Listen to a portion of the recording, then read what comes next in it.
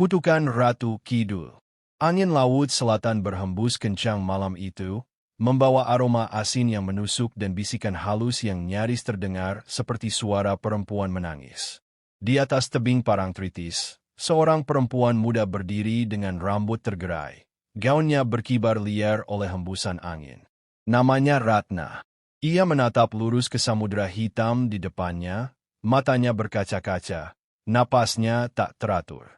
Ia baru saja kehilangan ibunya, satu-satunya keluarga yang ia miliki. Pemakaman siang tadi berlangsung sederhana, namun luka di hati Ratna terlalu dalam untuk disembuhkan dengan doa atau pelukan tetangga. Ada sesuatu yang ganjil tentang kematian ibunya. Wajah sang ibu saat jenazah ditemukan di kamar mandi penuh dengan ekspresi ketakutan luar biasa, seolah melihat sesuatu yang tak tertahankan oleh manusia.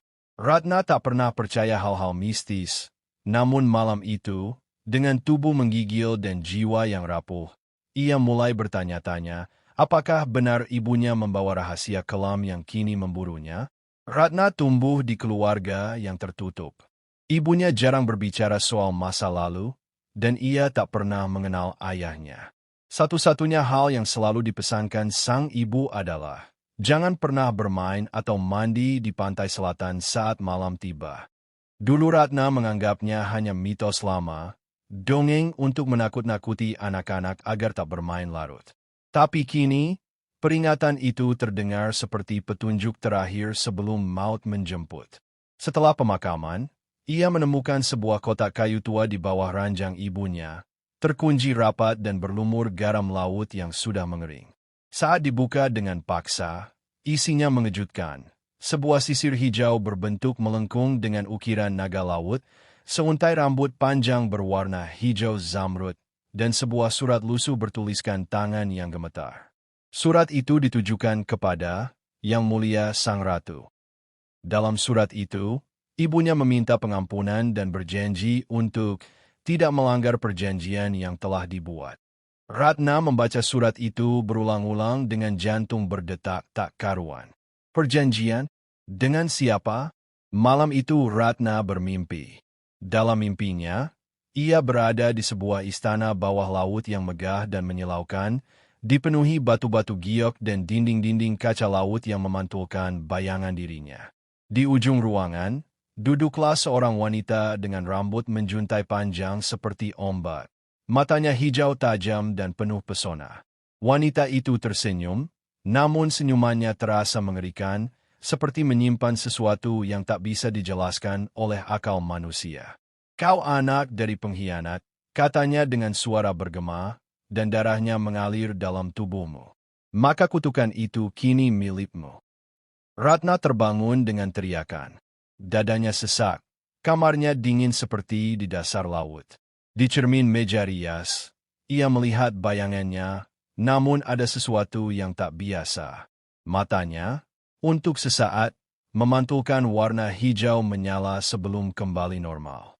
Ia mengusap wajahnya, mencoba meyakinkan diri bahwa itu hanya mimpi. Tapi mimpi itu kembali malam berikutnya. Dan malam berikutnya. Setiap kali lebih nyata, lebih menyiksa, dan suara Ratu Laut Selatan semakin mendominasi pikirannya. Kegilaan perlahan merayap masuk ke dalam hidup Ratna. Ia mulai melihat sosok perempuan bergaun hijau berdiri di pojok-pojok ruangan, mencium aroma melati yang menyengat di tempat-tempat yang seharusnya kosong, dan mendengar suara air menetes padahal seluruh keran ditutup. Teman-temannya menjauh, menganggapnya mulai kehilangan akal sejak kematian ibunya. Namun Ratna tahu, ini bukan delusi. Sesuatu memang sedang mengincarnya. Ia mencoba mencari tahu sejarah keluarganya, mengunjungi rumah tua neneknya yang telah lama kosong. Di sana, ia menemukan lukisan tua yang ditutup kain. Saat disingkap, terlihat potret seorang perempuan muda yang sangat mirip dirinya. Duduk di tepi laut dengan gaun hijau tua, menatap kosong ke arah ombak. Di belakang lukisan itu, ada tulisan kecil, Putri Pilihan Sang Ratu tahun 1965. Ratna merinding. Ia baru menyadari bahwa ada garis darah yang tak bisa diputus, bahwa dirinya adalah bagian dari warisan yang jauh lebih gelap dari yang ia bayangkan.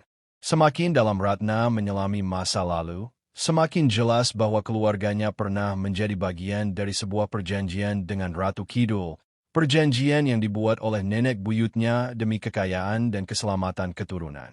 Namun perjanjian itu mengharuskan satu darah wanita pilihan untuk kembali kepada sang ratu setiap 3 generasi. Ibunya sempat melarikan diri dari takdir itu, menyembunyikan Ratna dan memutus seluruh hubungan dengan pantai selatan. Tapi sekarang, waktu penebusan telah tiba. Ratna adalah generasi ketiga. Dan Ratu Kidul tidak pernah lupa.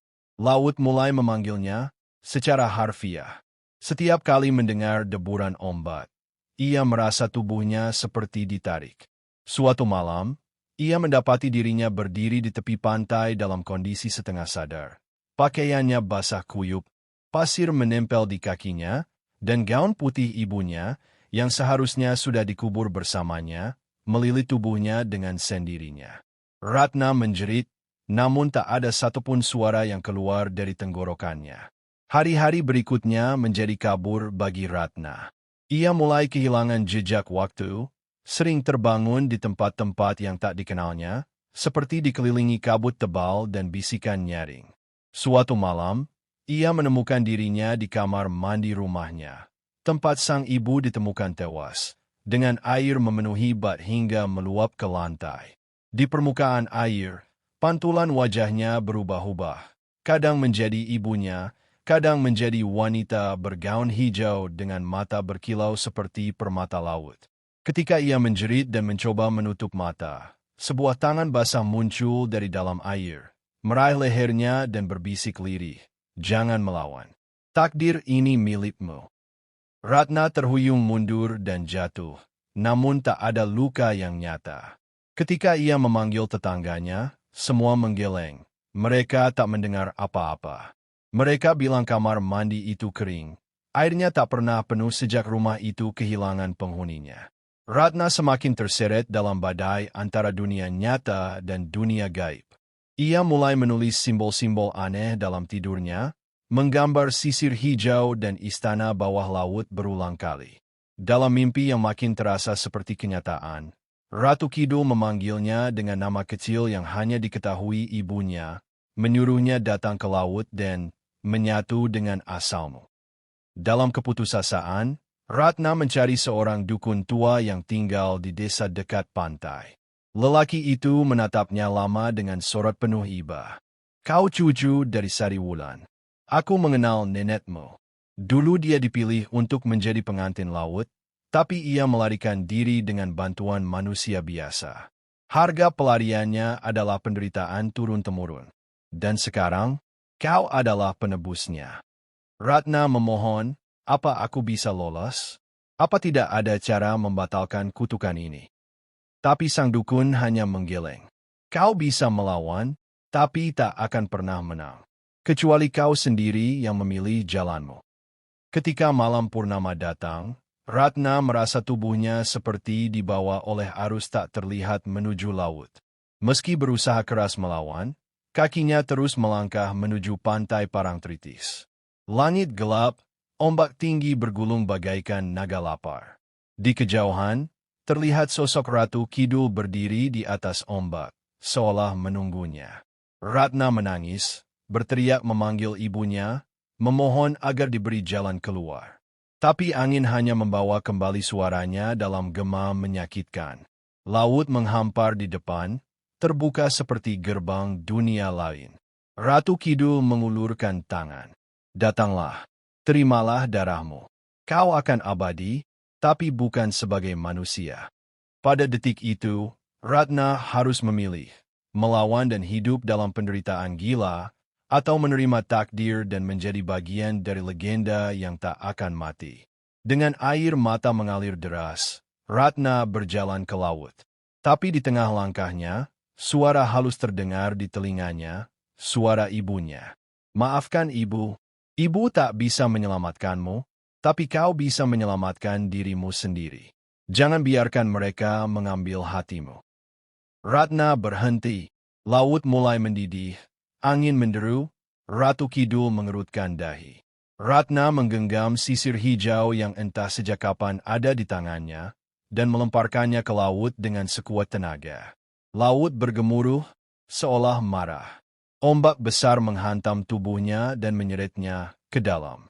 Semuanya gelap. Ia merasa tubuhnya hancur. Tapi di saat terakhir, ia merasakan sesuatu membungkus tubuhnya. Hangat, lembut, seperti pelukan ibunya, dan dunia hening seketika. Ratna terbangun di bibir pantai saat fajar. Pakaiannya sobek, tubuhnya dingin, namun hidup. Di sekelilingnya, pasir membentuk lingkaran dengan jejak sisir hijau yang terbakar. Ratu Kidul tidak datang lagi dalam mimpi. Laut tetap memanggil, tapi kini sunyi. Sejak malam itu, Ratna pergi meninggalkan pantai selatan, membawa luka yang tak terlihat tapi selamanya tertanam. Ia tahu, kutukan itu mungkin belum sepenuhnya lenyap. Tapi ia telah membuat pilihan, melawan bukan dengan kekuatan, tapi dengan cinta dan keberanian. Ia tidak menjadi bagian dari legenda, ia menciptakan legenda baru. Dan laut pun, untuk sementara, diam. Beberapa bulan berlalu sejak malam ketika laut hampir menelan Ratna. Ia kini tinggal di kota kecil pegunungan yang jauh dari laut, menyewa kamar sederhana di atas toko bunga milik seorang janda tua. Setiap pagi, ia membantu merangkai bunga dan menyapu halaman, mencoba menjalani hidup senormal mungkin. Tapi setiap malam, ketika hujan turun, ia masih bermimpi tentang suara air, tentang istana hijau zamrud di dasar laut, tentang mata sang ratu yang mengawasinya dari kegelapan. Ratna tahu bahwa apa yang ia hadapi bukan sekadar kutukan masa lalu, melainkan bagian dari sesuatu yang lebih besar. Sebuah dunia lain yang berbatas tipis dengan dunia manusia, dan dirinya telah membuka celah di antaranya. Dalam kesunyiannya, Ratna mulai mencatat semua mimpi dan kejadian yang ia alami sejak kematian ibunya. Buku catatan itu penuh dengan simbol-simbol aneh yang dulu ia gambar tanpa sadar. Namun kini ia pelajari satu persatu. Ia mulai menyadari bahwa sisir hijau itu bukan hanya alat pemanggil, tapi juga kunci segel. Sesuatu telah terlepas saat ia melemparkannya ke laut, sesuatu yang lebih tua dari Ratu Kidul itu sendiri. Ia mulai mengalami firasat dan penglihatan aneh tentang tempat-tempat yang belum pernah ia kunjungi. Pantai-pantai sunyi di pelosok Nusantara, kuil-kuil tersembunyi, dan sosok-sosok wanita lain, seperti dirinya, yang seakan juga diburu takdir kelam. Suatu sore, seorang pria muda datang ke toko bunga. Namanya Galang. Ia memperkenalkan diri sebagai peneliti mitologi dan kebudayaan mistik Jawa. Ia bilang ia sedang menelusuri jejak perempuan-perempuan pilihan laut, legenda yang hanya hidup di antara bisik-bisik masyarakat pesisir. Saat melihat Ratna, Galang terdiam sejenak, seperti mengenali sesuatu dalam tatapan matanya. Ia bertanya apakah ia pernah ke Parangtritis. Ratna mengangguk pelan, lalu membalikkan badan, pura-pura sibuk dengan tangkai mawar yang patah. Ia belum siap membuka kisahnya. Namun malam itu, untuk pertama kalinya dalam waktu lama, ia bermimpi tidak tentang sang ratu, melainkan tentang Galang. Dalam mimpi itu, mereka berdua berdiri di tepi jurang, di hadapan laut hitam yang berbisik. Tapi kini, di tangan Galang, ada potongan sisir hijau yang pecah dua. Dari situlah Ratna tahu, ini belum selesai. Potongan sisir itu tidak hilang, ia terbelah. Satu bagian tetap bersamanya, terikat oleh darah dan kutukan. Bagian lainnya sedang mencari inangnya sendiri. Dan bukan hanya satu wanita yang ditandai. Kutukan ini telah menyebar. Laut telah memilih lebih dari satu calon. Ratna harus kembali, bukan untuk tunduk, tapi untuk memperingatkan yang lain. Untuk memutus rantai yang telah lama mengikat garis keturunan perempuan Jawa dengan lautan dalam. Ia menatap bayangan dirinya di cermin, mata itu kini tenang, tapi jauh di dalamnya masih ada gelombang yang belum reda. Dan saat angin kembali membawa harum melati ke jendela kamarnya, Ratna tahu bahwa panggilan itu belum berakhir. Tapi kali ini, ia tidak akan sendirian. 3 bulan setelah pertemuan pertama mereka, Ratna dan Galang menjejakkan kaki di pesisir Banyuwangi. Kota yang menghadap langsung ke Selat Bali itu tampak biasa dari luar. Deretan warung ikan bakar, nelayan bersarung, dan anak-anak yang bermain layang-layang di pinggir pantai. Tapi di mata Ratna, tempat ini memancarkan sesuatu yang berbeda. Aroma lautnya terlalu tajam, dan bayangan di atas ombak terlalu banyak. Mereka datang untuk mencari seorang gadis bernama Sekar, siswi SMA yang dilaporkan sering menghilang dari rumah dan ditemukan tengah malam dalam keadaan basah kuyup di tepi pantai Bom, bergumam dalam bahasa yang tak dimengerti. Ibu Sekar, seorang penjual kerajinan di pasar tradisional, adalah orang pertama yang menghubungi Galang lewat forum daring tentang mitologi lokal. Rumah Sekar berada di dekat hutan kecil, tak jauh dari laut tapi cukup tersembunyi. Saat mereka tiba, ibunya menyambut dengan raut cemas dan lingkar mata hitam. "Dia bukan anak saya lagi," bisiknya, menahan tangis. Kalau malam, dia bicara sendiri. Kadang menyanyi, kadang tertawa, tapi kadang juga menangis sambil mencakar lantai. Ratna masuk ke kamar Sekar, dindingnya penuh gambar laut, bunga melati, dan sisir hijau. Salah satunya identik dengan yang pernah ia temukan di kotak peninggalan ibunya. Detak jantung Ratna berdegup kencang. Ini bukan kebetulan. Ini pola. Malam itu, mereka menunggu Sekar pulang dari perjalanannya. Seperti yang diduga, tepat pukul 2 pagi, suara air terdengar dari arah belakang rumah. Sekar muncul dari kegelapan, rambutnya meneteskan air, kakinya penuh lumpur. Ia berjalan seperti melayang, matanya kosong. Saat Galang mencoba menyapanya, Sekar menoleh dan berbicara dengan suara bukan miliknya. Yang lama telah bangkit. Laut tak lagi sabar. Satu demi satu akan kembali. Ratna merasa hawa dingin mengelilinginya. Ini bukan kerasukan biasa. Ini adalah transfer jiwa. Ketika Sekar pingsan, mereka membawa tubuhnya kembali ke kamar dan mulai mencari jawaban di tempat paling tua Di pura dan terlupakan. Ratna pura mendapat tua di mimpi tengah paling hutan nyata. alas Purwo. Ia melihat 7 wanita berdiri di tengah lautan, satu persatu tenggelam, dan hanya satu yang menoleh padanya, Sekar. Dalam tangan gadis itu, ada potongan sisir lainnya yang telah berubah warna menjadi hitam pekat. Ketika ia terbangun, tubuhnya lemas, tapi di telapak tangannya ada pasir laut dan kelopak melati yang belum layu. Laut telah memberi isyarat, mereka harus bergerak cepat sebelum yang lain yang telah dipanggil hilang seluruhnya. Dan jauh di kedalaman laut selatan, Ratu Kidul duduk di singgasananya, menyaksikan semuanya. Tapi di balik senyumnya yang tenang, tampak sesuatu sedang berubah. Kutukan lama sedang pecah, dan sesuatu yang lebih purba sedang bangkit dari dasar laut. Lombok menyambut mereka dengan panas yang menusuk dan langit mendung yang menggantung. Di tengah perjalanan menuju pantai Seger, terkenal karena legenda Putri Mandalika, Ratna merasa sesak, seolah udara membawa sesuatu yang tidak kasat mata. Galang mengemudi pelan melewati jalanan berliku, matanya tak lepas dari peta tua yang ia temukan di arsip milik seorang budayawan lokal. Ada penanda merah di sebuah tempat terpencil, di balik bukit karang, yang tidak tercantum di peta wisata manapun. Tempat ini disebut Teluk Darah. Konon, wanita-wanita yang datang ke sini pada malam purnama tak pernah kembali, jelas Galang. Ratna hanya mengangguk. Ia tahu, darah yang disebut itu bukan sekadar legenda. Itu adalah jejak kutukan yang kini hidup. Mereka menemukan seorang wanita tua di desa terdekat yang masih menjaga pantai itu. Namanya Nenek Loro, berusia lebih dari 80 tahun, namun matanya tajam dan suara doanya terdengar kuat saat angin laut menerpa. Ia bercerita tentang anak angkatnya, seorang gadis bernama Melati, yang ditemukan terapung di laut saat bayi. Dia bukan anak biasa, ujar Nenek Loro. Rambutnya wangi melati, dan matanya terlalu dalam untuk seorang bayi. Saat Melati menginjak usia 17, Ia mulai mengalami mimpi tentang dunia bawah laut dan mendengar suara nyanyian saat air pasang. Lalu ia mulai menghilang setiap malam purnama dan kembali dengan sisik halus di kulitnya. Nenek Loro memperlihatkan kain kafan yang konon ditemukan tersangkut di batu karang.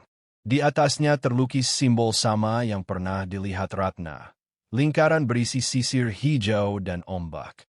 Malam berikutnya, mereka bersembunyi di balik bukit karang. Saat bulan naik, angin laut berubah jadi bisikan. Di tengah suara debur ombak, sosok Melati muncul, melangkah ke laut tanpa ragu. Tapi kali ini, bukan hanya dirinya yang datang. Dari laut, muncul 3 sosok perempuan lain, berjalan di atas air, mengenakan kebaya hijau kebiruan, mata mereka memancarkan cahaya kehijauan seperti zamrud dalam gelap. Mereka mendekat ke Melati, mengelilinginya, dan satu dari mereka menyentuh ubun-ubunnya. Ratna, yang menyaksikan dengan tubuh gemetar, menyadari. Ini bukan sekadar upacara pemanggilan. Ini adalah peralihan. Mereka sedang mengaktifkan sesuatu dalam tubuh Melati, seperti membuka pintu yang selama ini tersegel. Ratna berdiri dan menerobos ke tengah pasir, memanggil Melati. Tapi saat perempuan-perempuan itu menoleh, wajah mereka seperti cermin masa depan Ratna sendiri. Versi dirinya yang telah menyatu dengan laut. Melati menangis, tubuhnya menggigil, dan memohon agar mereka berhenti. Ratna berteriak memanggil nama Ratu Kidul, berharap sang ratu akan menghentikan proses itu. Tapi tidak ada yang datang. Karena malam itu, bukan Ratu Kidul yang menguasai laut, melainkan sesuatu yang lebih kuno. Dalam bisikan gelombang, terdengar satu nama berulang kali, Nyai Laut Hitam. Ketika semua usai, Melati pingsan di pelukan Ratna. Laut kembali tenang. Tapi langit masih kelam, dan Galang berkata pelan, kutukan ini ternyata bukan hanya berasal dari Ratu Kidul. Ada kekuatan lain yang bangkit, lebih tua, lebih liar.